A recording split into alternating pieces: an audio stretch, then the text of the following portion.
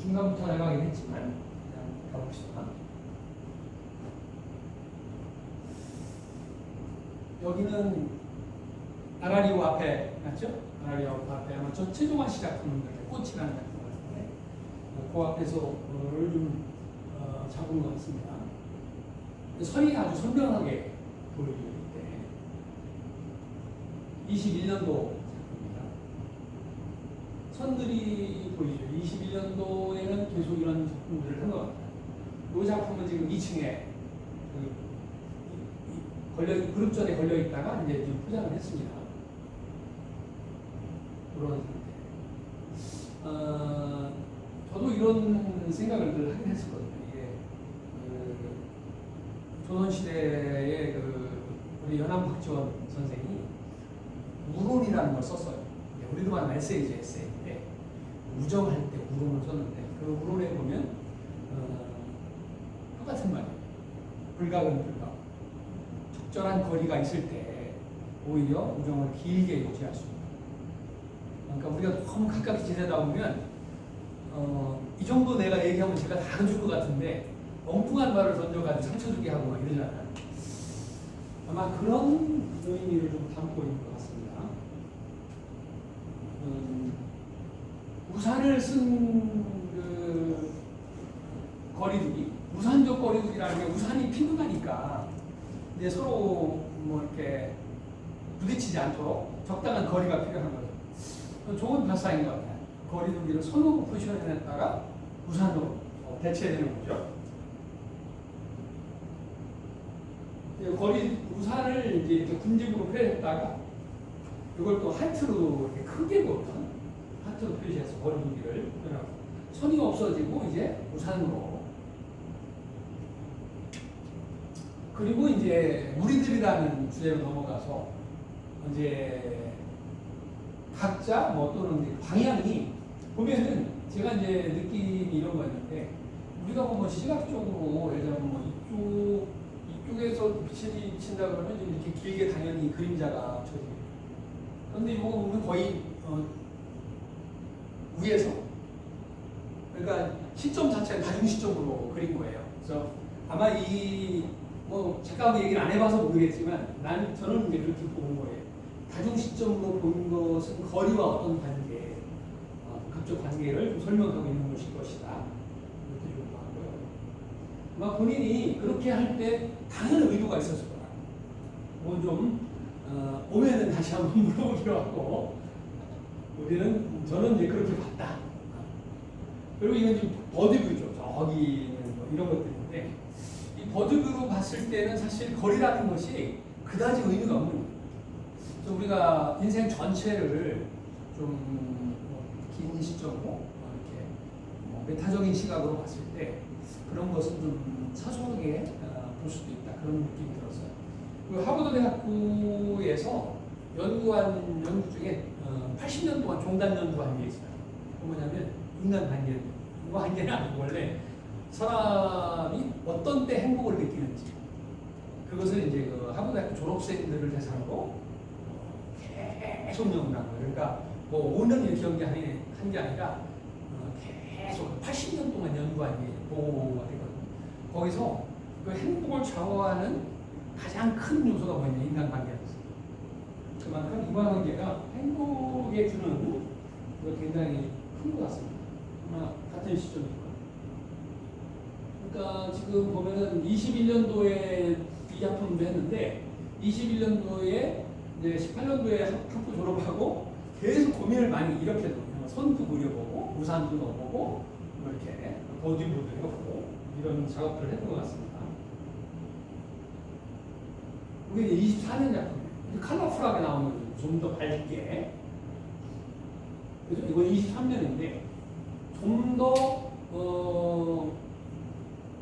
풍요로워진 것 같아요. 21년에 비해서 색도 밝아지고 이런 데 보면은 이렇게 감싸 안았잖아요. 이렇게 뒤에서 연인이겠지만 감싸 안고 어깨가 닿고 뭐 이런 좀 더 밝고 가까운 거리로 바뀐 것 같은 느낌. 이건 좀 이제 분집해서 이렇게 이제 개별로 넘어온 것 같은데 이거는 캡션이 없어서 언제 그렸는지 모르겠습니다.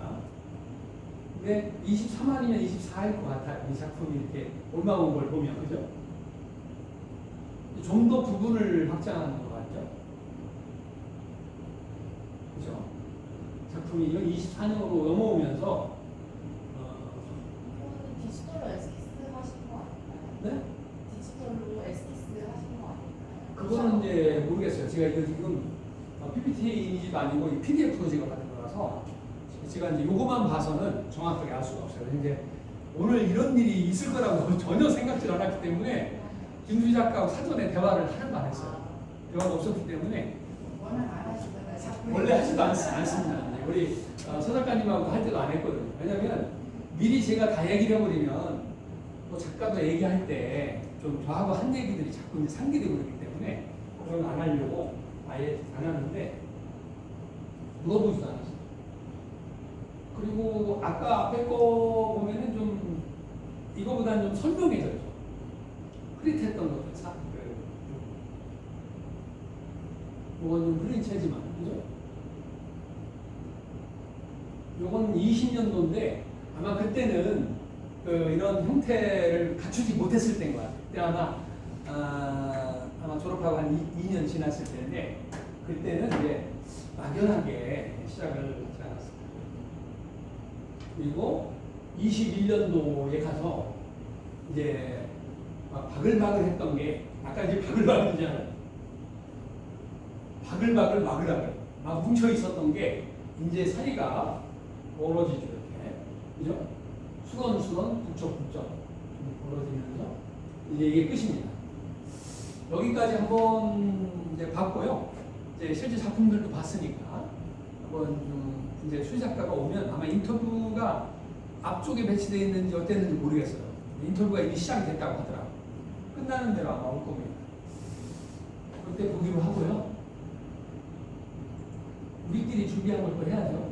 오늘 이렇게 저까지 포함해서 5명이 있게 될 줄은 몰라서 전혀 아마 그 홍대 출신들은 다 그쪽에 간 것 같아요. 그 홍대 대학원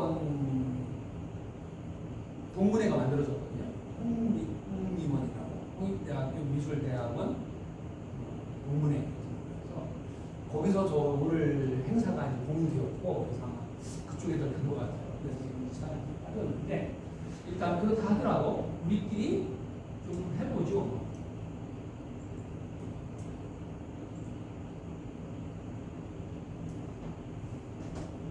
저도 같이 참여해서 해보겠습니다.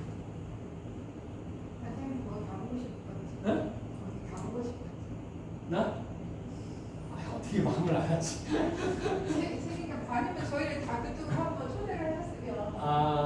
근데 그렇게 하다 보면 이제 앞으로 어떤 일이 생기면 늘 그쪽으로 가서 아예 그런 거하고 상관없이 매달 셋째 주. 당사자가 그렇죠. 어쨌든 가보죠. 우리 하기로 한 거. 이제 익숙하시죠? 네. 안 해보셨나요? QR 코드를 한번 찍어보세요. QR 코드를 찍으면 이 사이트하고 연결이 됩니다.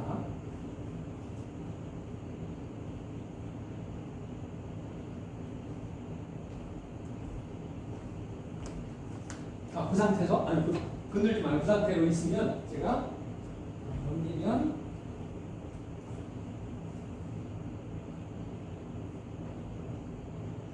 1번부터 10번까지 아마 핸드폰에 표시가 되어 있을 거예요. 내 기분과 컨디션이 오늘 어떤 상태인지 톡하고 누르면 그 번호가 체크가 됩니다. 몇 점일까요? 6.2분, 8점, 저는 9점을 줘야 되겠다. 9점 이렇게 되네요. 6점이 3분, 8점 한 분, 그리고 제가 9점. 저가 좋은 상태네요. 6.2분이 누구실까요? 저요. 세 분이에요? 그럼 5시니까 맞네. 그러면 현 씨가 8점을 주셨네요. 네, 좋습니다. 저 7로 왔는데 아. 작가분이 없어서 일부러 다운. 그래서 선생님은 6점인 이유가 있을까? 제가 얼떨결에 자다가 놀래서 와가지고. 좋습니다. 하여튼 우리 나갈 때는 조금 요거보다는 한 1점씩이라도 높여서 갔으면 좋겠습니다. 그 다음에 우리 계절 중에서 어떤 계절이 제일 좋은지. 지난달에는 우리가 뭘 물어봤냐면 요일 중에서 어떤 요일이 제일 좋은지 물어봤었거든요. 한번 써주세요. 봄이고요.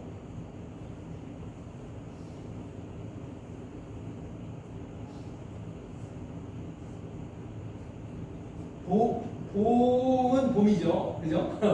못한 것 같고요. 봄 같아요. 다섯 분은 다 했는데, 그러면 봄이 4명, 가을이 1명.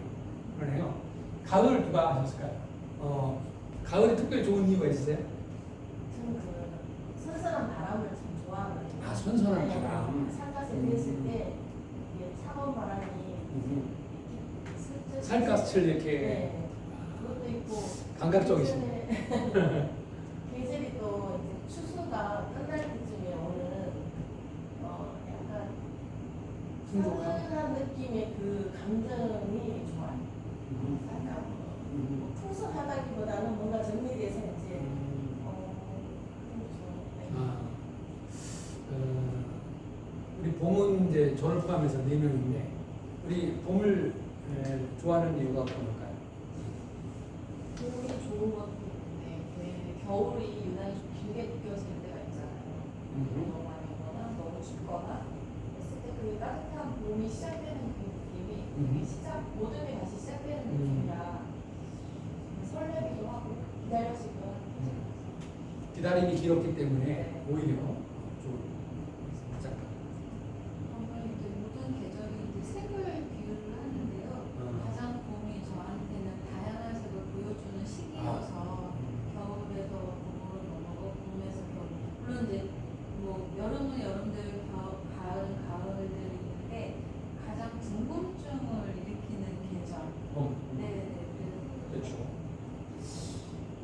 봄이 그냥 단순한 그림이 아니고 이제 처음에 아주 연한 그림에서 시작을 해서 짙은 녹색으로 가는 과정을 다 보여주는 게 아마 봄인 것 같아요. 또 꽃도 피고 그러니까 굉장히 지금 얘기하는 대로 다양한 색깔을 볼 수 있는 계절인 것 같습니다. 수 작가님은 말씀 세분 다 하셨고. 그 속에 다 들어있어. 근데 하나 단어 생각한다면 새순. 새순, 새싹. 선생님이 연한 그림이라고 아. 하셨는데 그 컬러가 저한테 주는 힘이 와, 저도 그 색깔이 싫어요. 그막 잎이 피어날 때, 막 피어날 때, 그거 너무 싱그러워. 특히 저기 산에 몽글몽글한 느낌이 있어요. 새순 나와가지고 맞아, 브로콜리처럼 막 나올 때 감동이 막. 그때 작업을 많이 하면 좋을 것 같습니다. 맞습니다. 네, 좋습니다.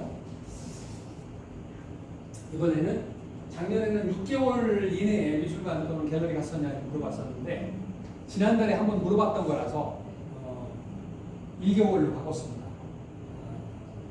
있었는지 없었는지 있다.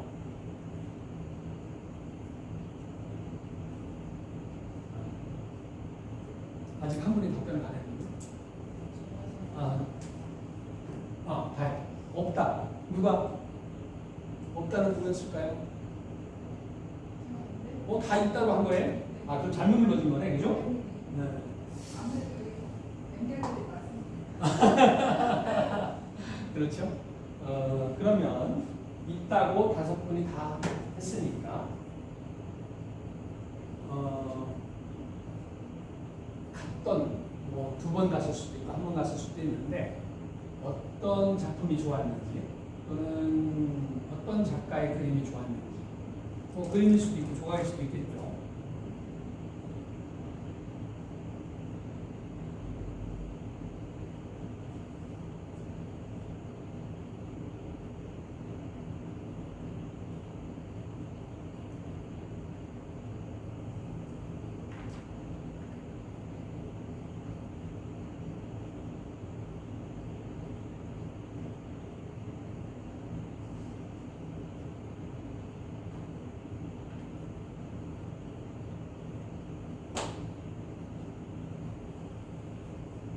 호재 결렬이 김선도 작가 전시가 좋았다고 얘기하시고요. 에드바르트 뭉크 한가람 미술관에 갔다 오네요. 그림책 전시. 그림책 전시는 어디서 볼까요? 여기 이 책에서 이종록 시인의 지난주에 지난달에 저도 예술전당 베르나르 뷔페 에드바르트 뭉크는 안 보고 베르나르 뷔페를 봤어요. 그때 시간이 두 개를 다 보기는 시간이 안 돼서 너무 많이 왔죠. 240점 그렇습니까? 엄청 많이 봤어요. 그러니까 거의 한꺼번에 그렇게 많이 볼 수 있는 전시는 거의 드문.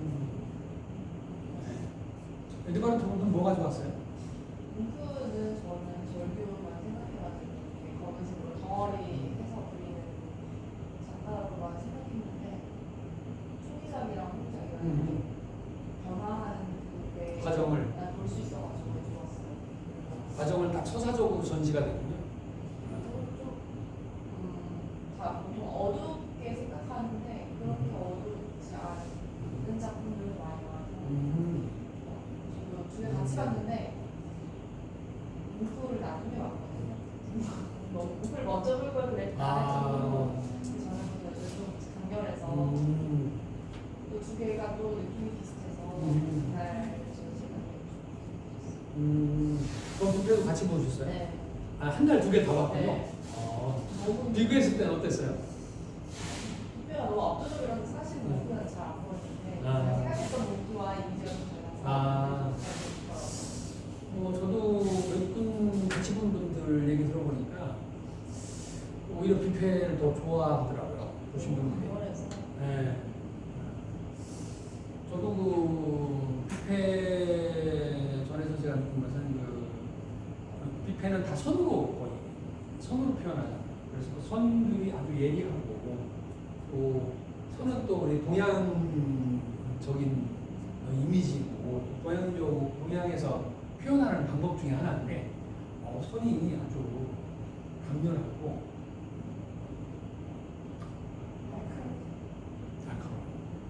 날카로운데 이제 표현을 우리가 뭐 같은 인체를 표현해도 어떻게 표시하느냐 이런 게 좀 다른데 아주 오래 각인이 된다. 한 번 보면 잊혀지지 않는다. 그런 정도 그런 느낌이죠. 우리 이종목 시인의 그림책 전시에서 어떤 게 무슨 마음에 남으셨어요? 그러니까 어렸을 때 뭐 애들 어렸을 때 뭐 읽어주는 동화책의 그 느낌이 아니고 이제 어른이 성장이 다 해서 애들 다 키우고 나서 나 혼자서 생각했을 때 크나는 감정들이 그런 느낌도 있었고 마지막 제일 어린 아이가 이제 커가는 과정을 그 그림으로 남겨뒀던 게 이것도 하나의 스토리가 되니까 내가 다른 방향으로 또 변화를 제시할 수 있겠다는 생각이 들었어요. 거기서 뭔가 새로운 영감을 하나 얻으셨어요. 예. 근데 그림을 제가 뭐 크게 접한지는 얼마 되지가 않아가지고 이런 뭐 아카데미나 이런 걸 제가 잘 하지는 못하지만 하여튼 좋았던 기억이 있어요. 예.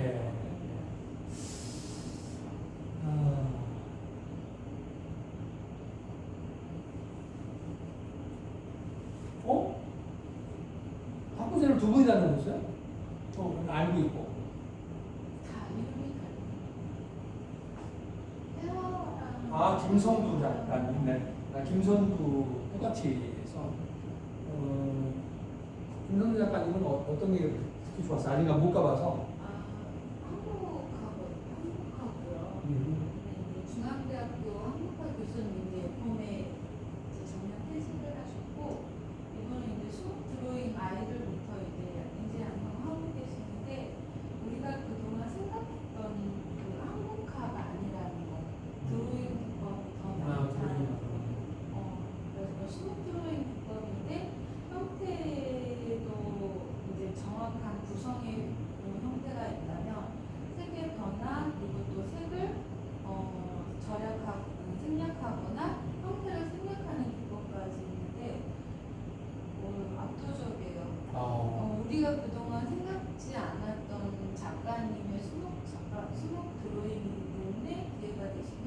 같이 보면 좋겠다. 8월 15일인가 한 달 전에 하거든요. 학고제. 학고제. 네, 앞에 학고제 갤러리가 있으면 뒤에 학고제 아트센터 지하까지 전시 연결돼 있기 때문에 갤러리 뒤편에 있는 건가요? 크기도 그렇지만 힘도 그동안 봐왔던 한국하고는 다른 느낌이어서 너무너무 좋아요.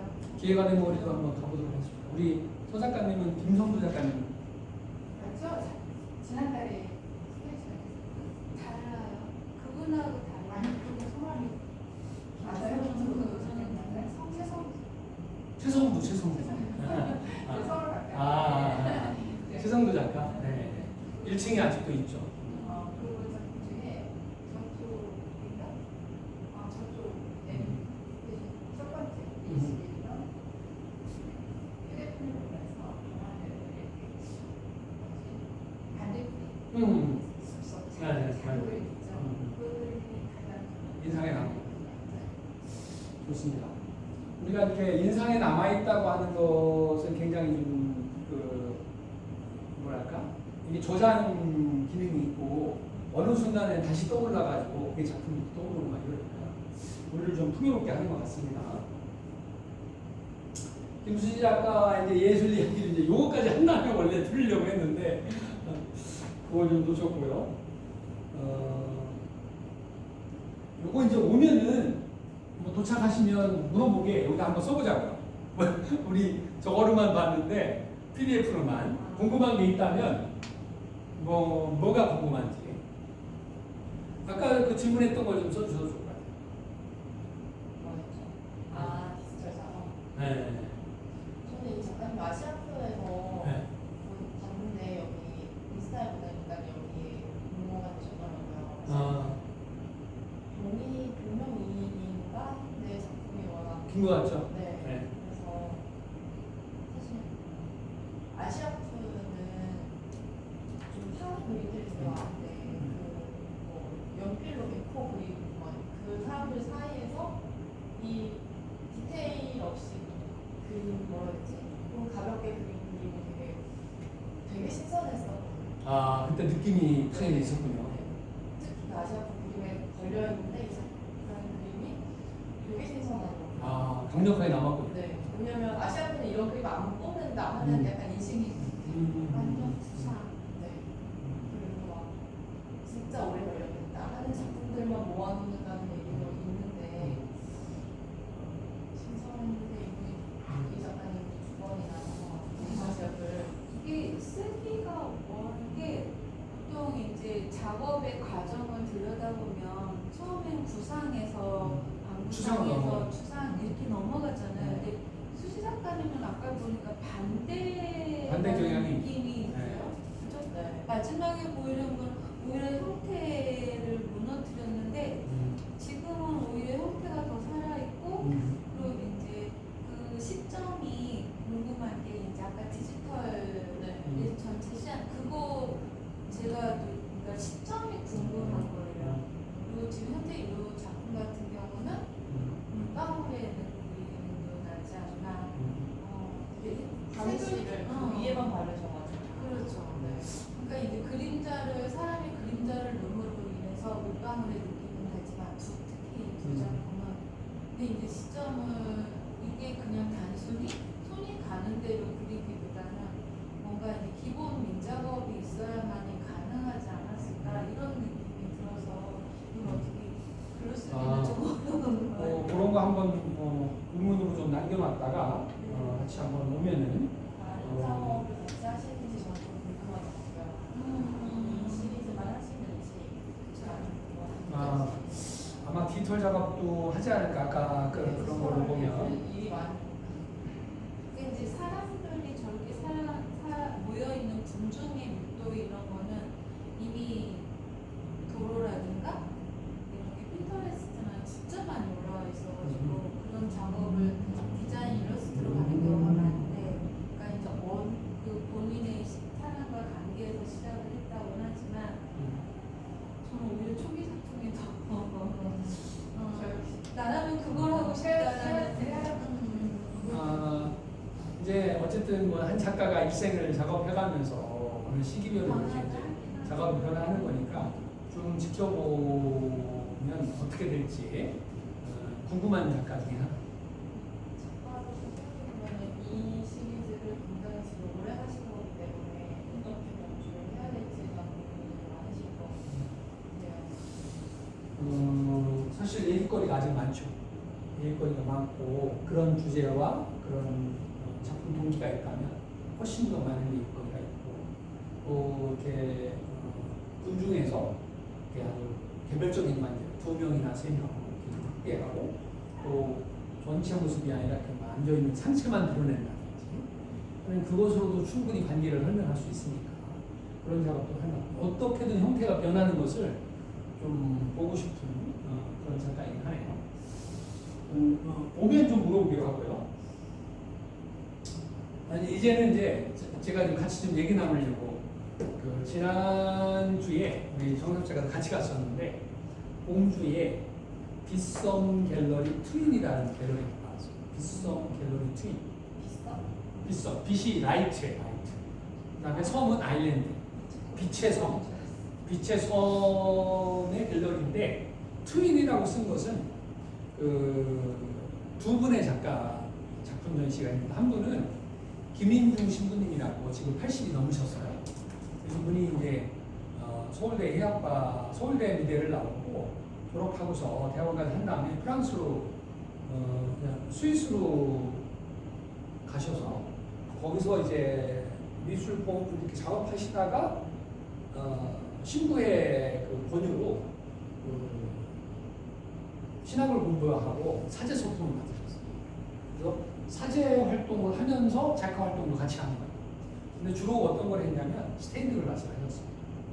스테인드 글라스를 했는데 그 스위스의 르보탱이라고 하는 잡지에서 세계 10대 스테인드 글라스 작가를 선정을 했는데 우리 이 지금 김인중 신부님이 1위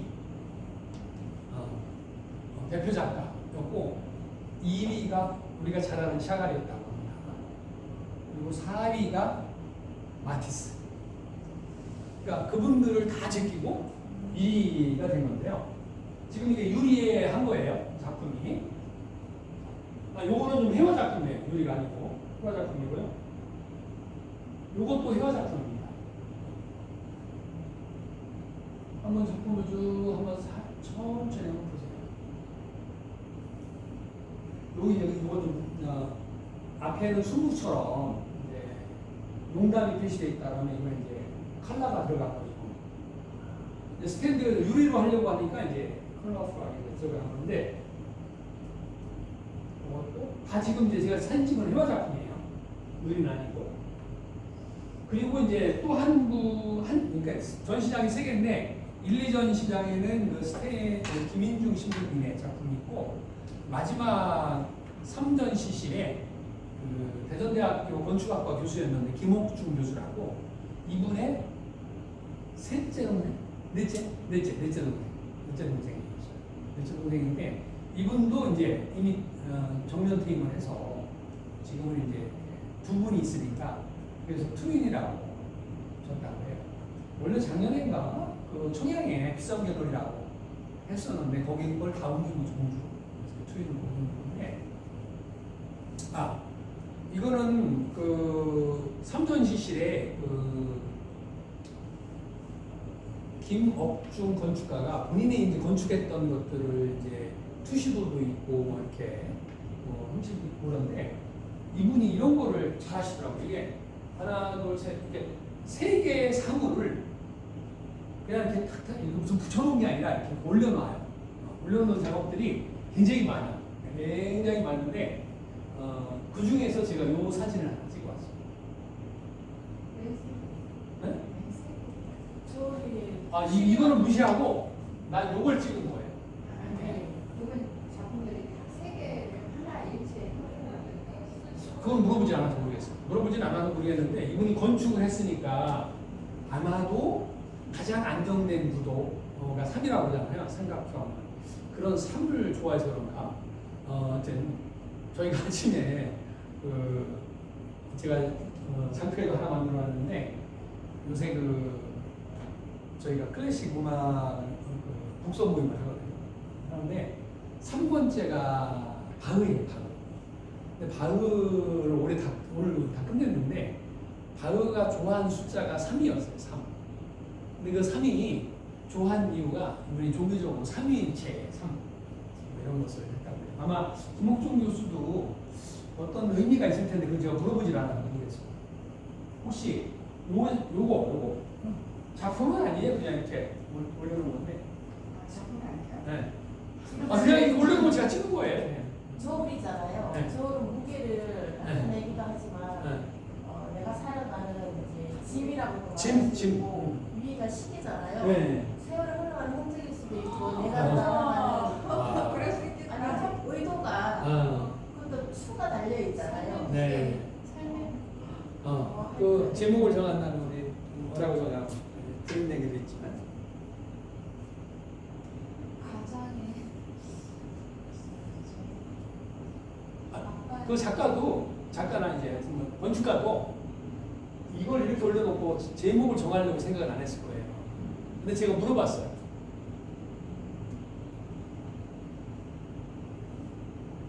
비슷한 얘기를 해줬는데 시간의 무게.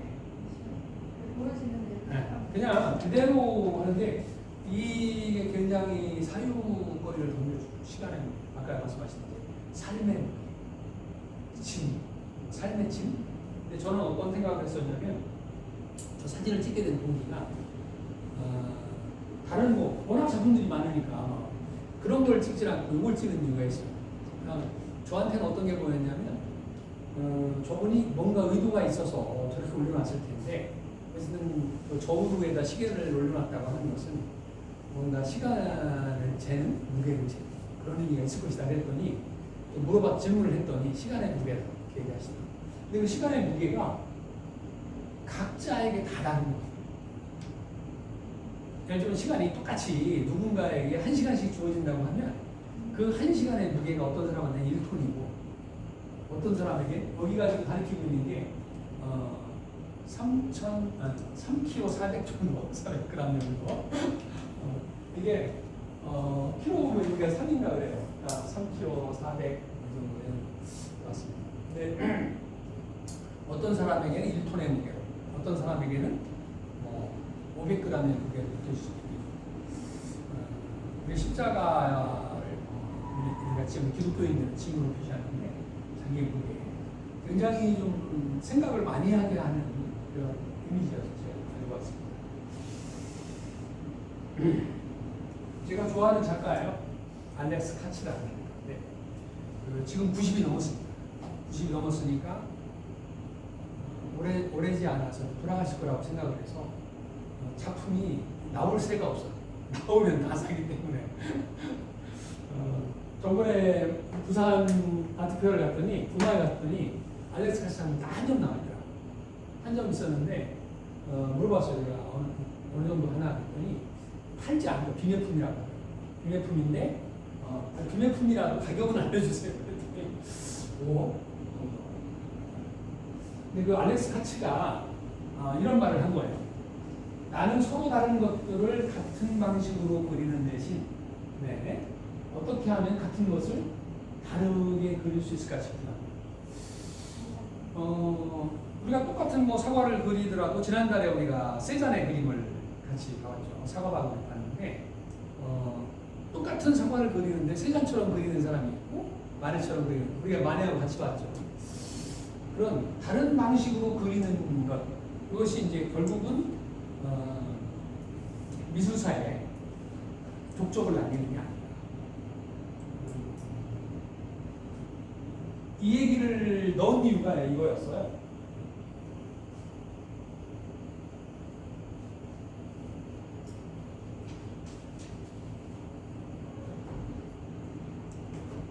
왜 자꾸 돌아가?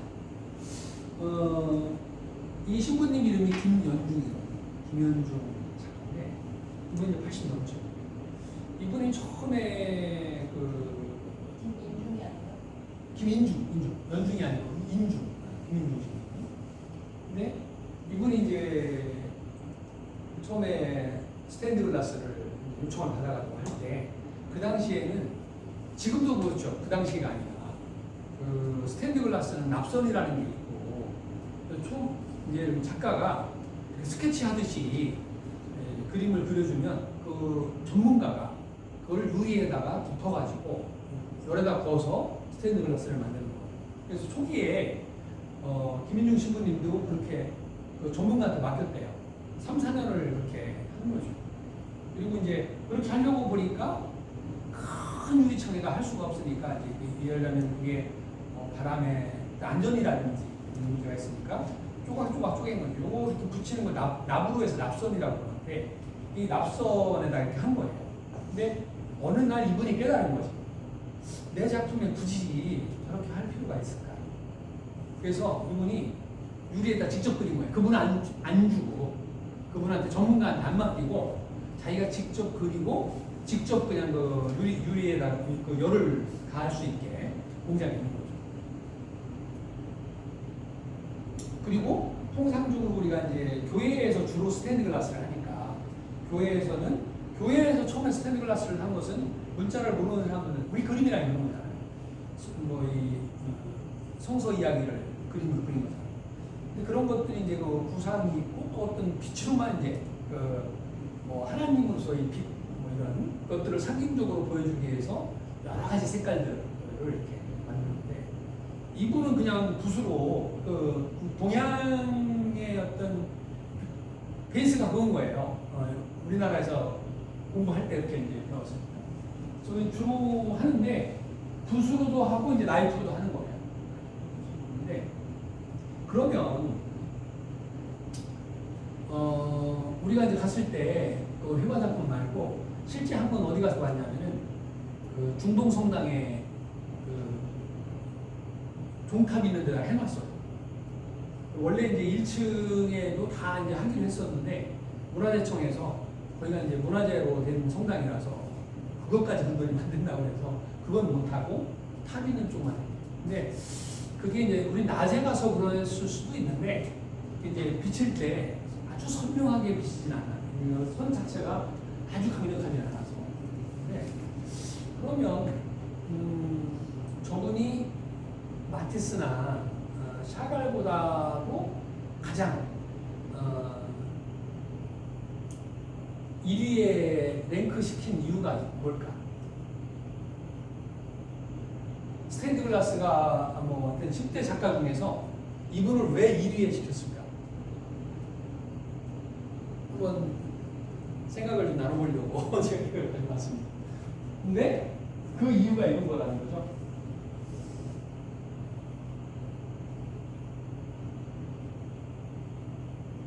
그동안의 스테인드 글라스는 다 똑같은 방식으로 해온 거죠. 그런데 이분이 새로운 방식으로 스테인드 글라스를 제안한 거예요. 아마 마티스나 샤갈보다 더 잘 그려서라기보다는 새로운 방식, 새로운 시도, 그동안 하지 않았던 것, 그리고 통상적으로 스테인드 글라스는 다 거의 구상인데 이분 그림은 추상으로 보이잖아요, 그죠?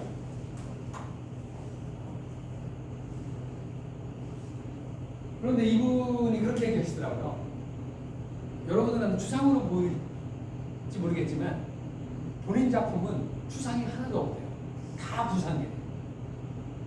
그래서 어떤 분은 가만히 쳐다보고 있으면 날개가 보인다 그러고 천사의 날개 뭐 그런 얘기를 하셨어요. 저기 대화를 하는 과정에서. 그래서 또 누구 굉장히 유명한 신부님 수녀님인데 이제 미술사학자예요. 이분이 얘기하기를 김인중 작가에 대해서 가장 서양적이고 가장 동양적이다 이런 얘기를 합니다. 어떻게 느끼세요? 뭔가 좀 보이는 게 있나요? 처음에는 수상이라고 말하지만 항상 찾아라고 하시니까 뭐가 보여요? 저는 토끼하고 토끼? 토끼 보여요. 토끼가 보이는군요. 저 나비. 나비? 네. 나비가 보이는구나. 까마귀인지 아니면 사람 형태의 뒷모습인지 잘 모르겠지만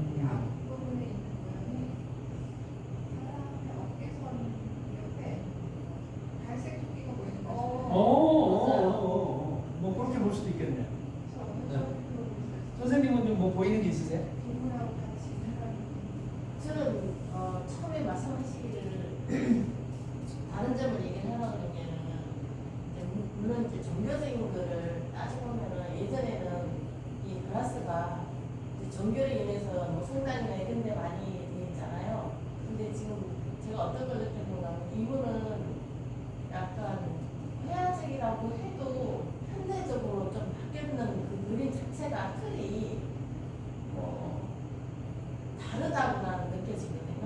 굳이 이제 비교하면 예전에는 종교적인 걸로 가사를 만들었다면 지금은 핸드폰으로 이제 이렇게 해서 좀 유명해지신 거 아닌가 그 생각도 들고 지금 저는 수목으로 많이 봤어요. 수목에다 색깔을 넣다 보면 풀하고 새하고 이제 연결되어 있는 수목화 그림의 이제 뭐 수목 단체 이렇게 느껴졌거든요. 근데 두 개를 한번 유추해봤어요. 네. 이분의 작품은 모든 작품에 제목이 없습니다. 무제예요. 이 사이즈가 어느 정도 나오죠? 요거는 회화 작품이 이 작품은 아마 30% 정도 되는 것 같아요. 제 기억에. 근데 이제 아주 큰 작품이 있어요. 근데 그거는 이제 아크릴로 들어가 있어가지고 찍으면 막 비쳐가지고 내가 안 찍었는데 이분의 작품은 전부 무제예요. 그래서 우리가 그런 질문도 했죠. 왜 작품의 제목이 다 무제냐? 하나같이 무제입니다. 이분이 무슨 말씀을 하시냐면 본인을 뭐라고 생각하냐면 몽당연필로 생각합니다.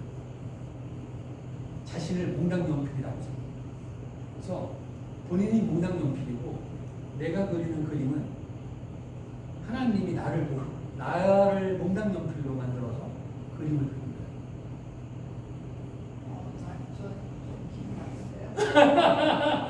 너무 무책임하신 것 같아요.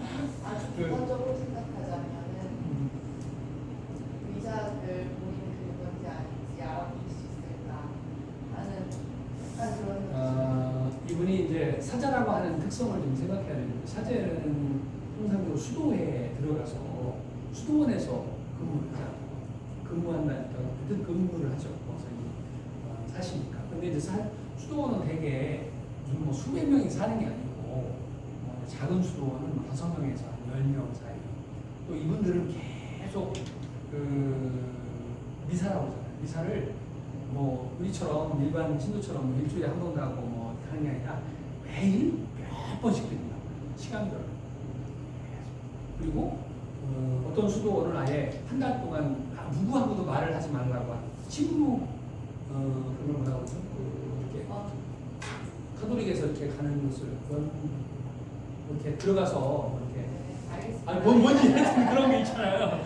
그러니까 아예 말 한마디도 안 하고 근데 이제 그 수도원 이분이 이제 있었던 수도원에 이제 우리로 말하면 이제 국민학교 때 교훈처럼 있는 게 있는데 그게 뭐였었냐면은 제가 정확한 분야는 생각이 안 나요.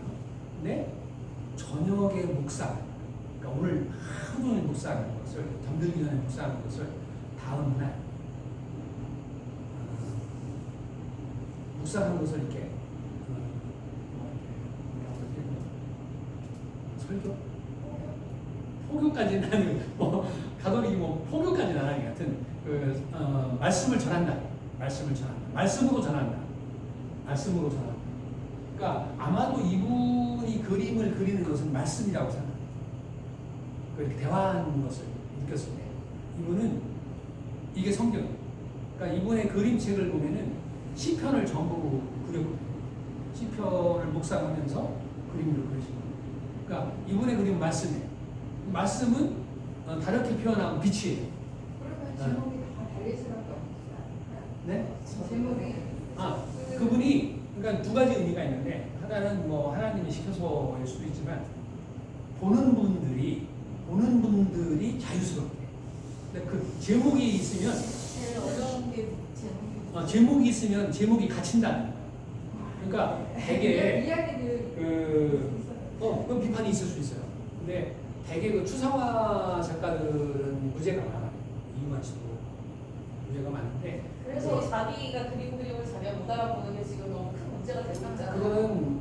그거는 못 알아보진 않았겠죠. 근데 이 모르는 척했겠죠. 구상과 비구상의 차이는 뭐냐면 이제 아는 분이 이렇게 얘기를 하시는 거예요. 구상은 형태가 정확하게 있는 거잖아요. 비구상은 형태를 다 보면 없앤 거거든요. 근데 비구상이라고 했을 때 거기서 형태를 발견하면 그럼 비구상이 아니라 구상이다라고 얘기를 하는데 이분 추상이라고 하기에는 당신이 이거는 뭔가를 나타내기 위한 형태잖아요. 추상이라고 표현한다기보다 오히려 부상인 거지. 이분한. 그러니까 본인은 자기 작품은 다 구성이라고 얘기하는데 이렇게 한번 생각해 볼 수 있을 것 같아요. 추상은 어쨌든 본 것을 재현하는 게 아니라 내 내면의 세계, 감성을 그게 뭐 색깔로 표시하고 파랑이, 노랑이 이렇게 표현하는 거잖아요. 감성을 표현하는 거기 때문에 보는 사람에 따라서 느끼는 것은 다를 수 있는 거죠. 지금 얘기하신 대로 토끼를 볼 수도 있고 까마귀를 볼 수도 있고 여러 보는 거니까 그런 자유로움을 주기 위해서 본인에게는 제목이었다. 신부님이고 영적으로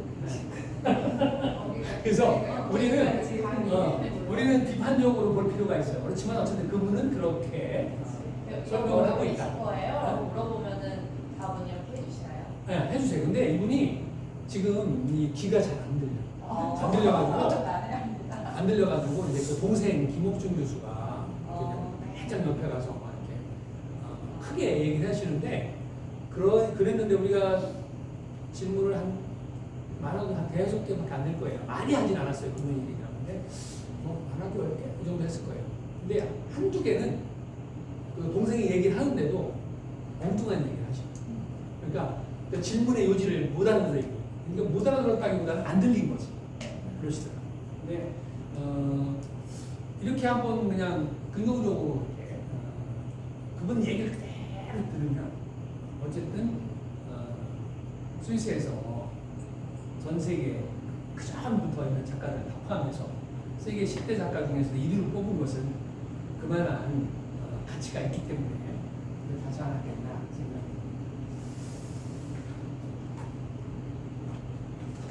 생각합니다. 굉장히 오늘 예리한데요. 신랄한데? 아니 오늘 김수지 작가 있었으면 굉장히 신랄했을 것 같은데. 아까 이제 제가 독서 모임 한다고 했잖아요.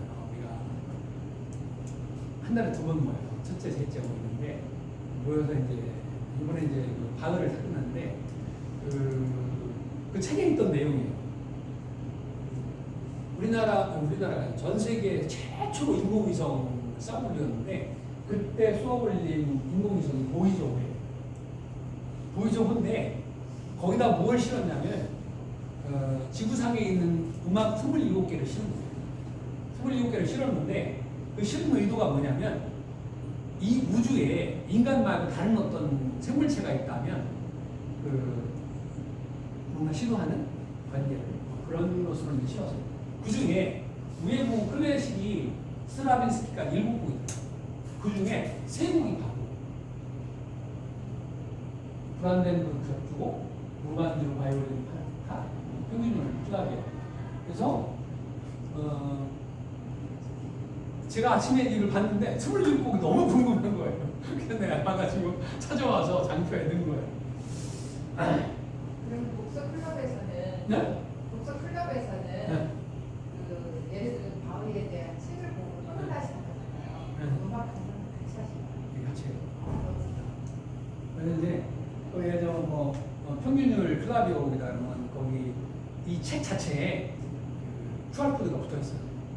그래서 그걸 틀어놓고 이제 그러니까 바로 들으면서 이제 책을 읽으니까 전곡을 다 듣진 않는데 들으면서 좋습니다.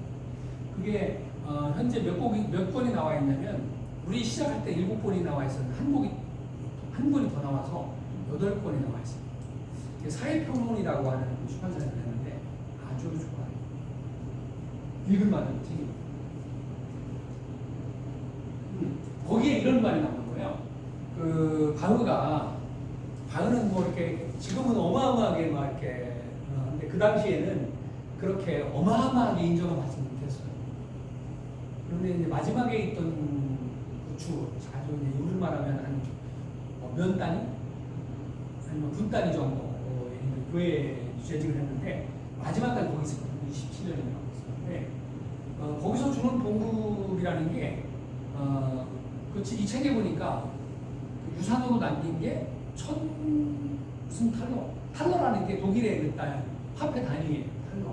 탈러인데 제가 어느 철학책 읽다가 칸트가 대학에 이제 교수로 취업을 해가지고 첫 해 연봉을 16탄 아니 60탄어를 받았다고 하더라고요. 60탄어를 받았으니까 그 많이 남기지는 않은 거예요 재산.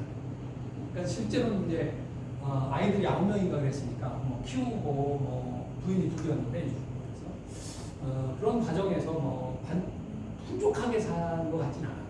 풍족하게 사는 남긴 것도 많이 못 남기는데 그럼에도 불구하고 인벤션과 심포니아라는 피아노를 배운 사람은 다 쳐본데 이게 무슨 교육책이에요. 교육책. 배우는 사람. 그러니까 이 돈도 안 받고 자기가 제자가 100명 정도였다고 하더라고요. 그 100명이 나중에 다 그래도 독일 지역만 여기저기 가가지고 크게 활약을 했다. 그래서 아까 이제 위에 보이저의 소울로 올렸던 곡 중에서 하나 들을까 하다가 교육이니까 우리 아카데미니까 인벤션과 심포니아 좀 들어보려고 제가 링크를 해놨습니다. 잠깐 들어볼까요?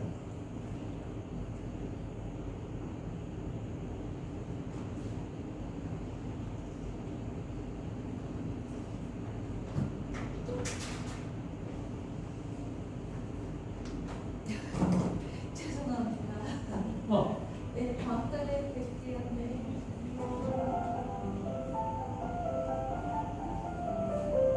이게 이제 인벤션과 심포니아라고 되어 있는데 이게 심포니아가 15번 그리고 인벤션 15번 39곡으로 되어 있어요. 하나는 2성이고 하나는 3성이에요. 성부 자체가.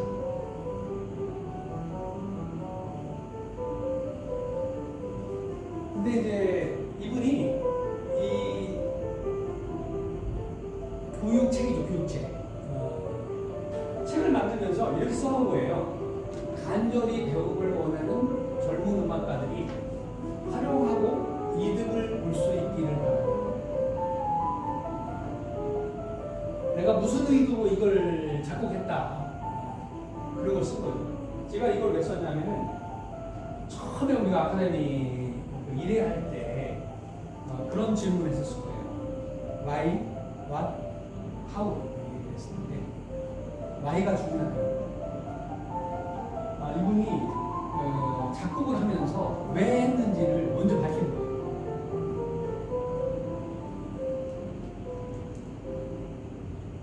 많이 들어본 곡이에요? 저는 전공이 피아노입니다. 정말? 그때 그랬지. 맞아. 그럼 좀 보충 설명을 해주셔야지 제가 얘기할 때. 아니요, 너무 정확하게 잘 전달하고 계시네요. 네.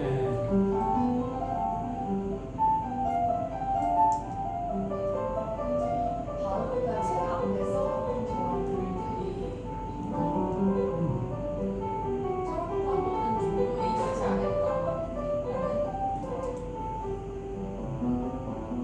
아마 그런 철학이 없었다면 그런 작곡이 안 나왔겠죠. 죽고 나서야 유명해지는 거는 맞아요. 네. 그 책에서 보고 이제 알았는데 그 당시에 그렇게 유명하지 못했는데 100년 후에 그로부터 딱 100년 후에 그 멘델스존이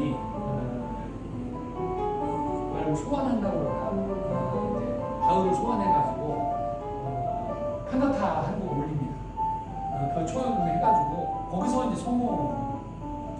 그때 이제 나치만이 정치적인 그래서 이제 바울을 띄우려고 하는 음모만 공작도 있었다 그러더라고요. 근데 그건 책에서 나온 거라서 사실 자세히는 모르겠어요. 살짝 나왔죠. 실제 그런가요? 사실 그거까지는 저는 지도 그거까지는 모르겠는데 이제 저희 수업 시간에 이런 남자들 얘기를 하게 되면은 교수님들이 너네 천재면 독자부터 뛰어난 때문에 바울처럼 죽고 나서 유명해진대. 죽고 나서 유명해지네. 그러면은 대부분의 고민하면은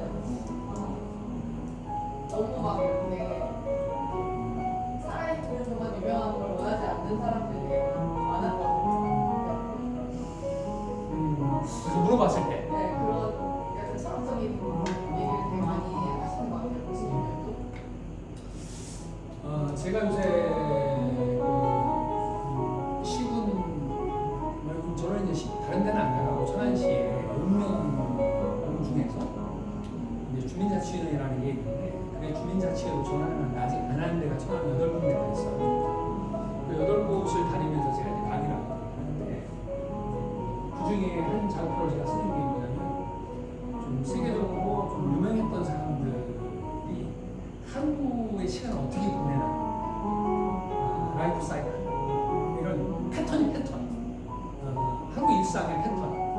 근데 그 모차르트는 하루에 4시간밖에 일을 안 했어요. 언제 일을 했냐면 작곡은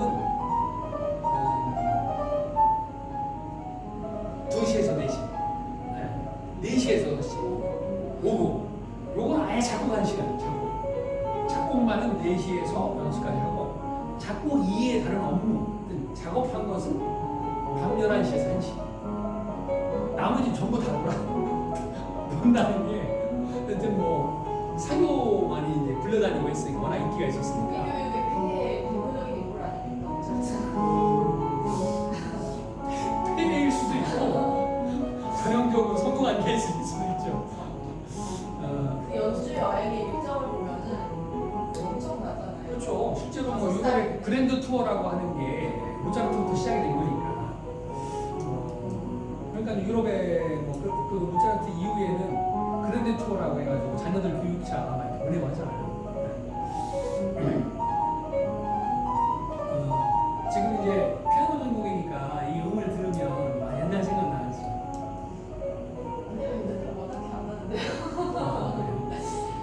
근데 되게 이제 이 연습곡 칠 때는 주로 대학이 아니라 초등학교 때나 중학교 때 쳤을 거 아니에요. 대학에서 다시 필수로 공부를 꼭 필수 다시 해야 되는 것 중에 하나예요. 이거 가도 5가지 다시 하는 사람도 왜냐면 어렸을 때 그냥 선생님이 시켜서 했던 건지 나중에 다시 하게 되니까 워낙 이게 뭐 연습곡이라고 하지만 거기서 뭐 대입법도 배우고 다 배우는 거니까 성악을 하려면 바울을 안 보면 바울을 넘어가지 못한다.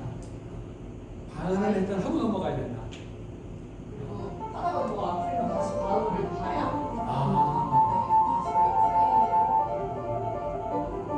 여기까지만 들을까요?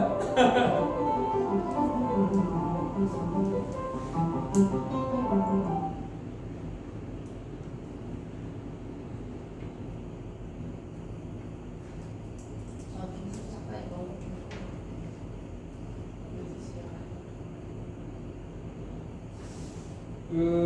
김수 작가가 아직 못 오는 걸로 봐서는 아직 인터뷰를 못 끝낸 것 같아요. 그래서 이제 김수 작가가 오면 원래 우리가 1시간 반 정도 프로그램을 하는 건데 김수 작가도 안 오고 늘 오시는 날 그냥 다 거기 간 것 같아요. 제가 볼 때는 홍연 홍대 출신들은 다 거기 가 있는 것 같아요.